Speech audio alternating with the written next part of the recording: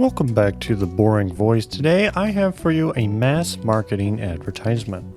I was the subject of a credit card advertisement. I was just going to throw this away, but then I looked in my mailbox and I had a second envelope. And immediately I was struck by the similarities between the envelope from bank number 1 and the similarities in the envelope from bank number 2.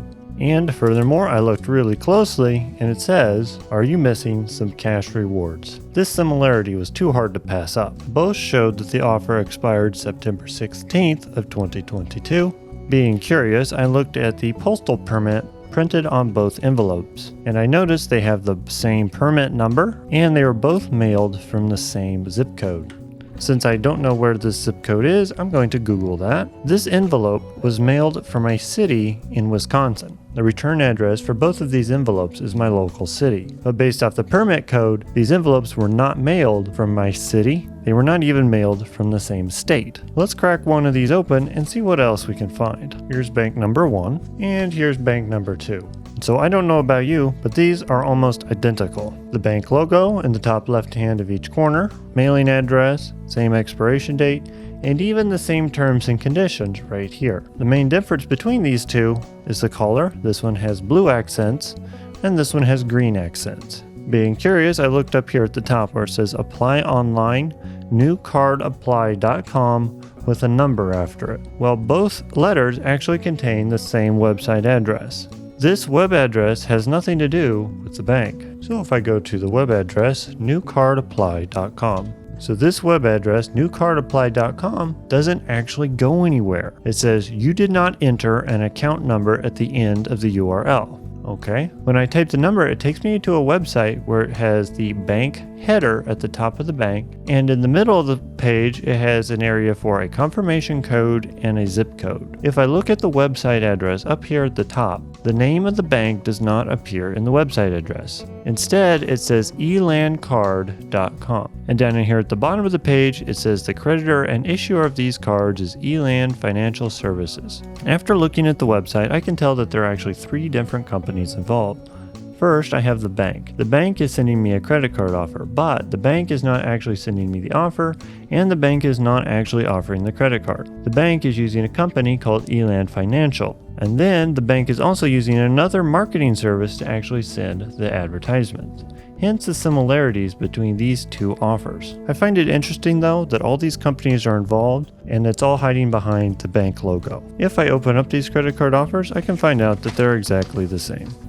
They have the same terms and conditions and the same interest rates.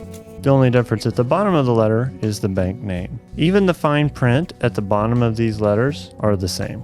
All of this information on the back is also the same. We do have the website address, newcardapply.com, and we also have a phone number. So both of these phone numbers are the same, even though they're on different letters from different banks. Most likely, this phone number calls Eland Financial Services or another third party answering calls on their behalf. Just because a letter comes with your bank's name on the top and with a phone number to call does not mean the phone number is actually the phone number of the bank. Also digging through the terms of service on the back of these letters, everything else was identical word for word other than differences for the offer number and the confirmation code. Even down in the fine print down here that nobody reads, it is exactly the same, but they did a very thorough job, and down at the bottom of the fine print they changed the bank name on both letters. The surrounding text is also the same, they just swapped out the name of the bank. At least down at the bottom in the fine print, it says the creditor and issuer of this credit card is Eland Financial Services. This is not the bank that's listed on the front of the envelope.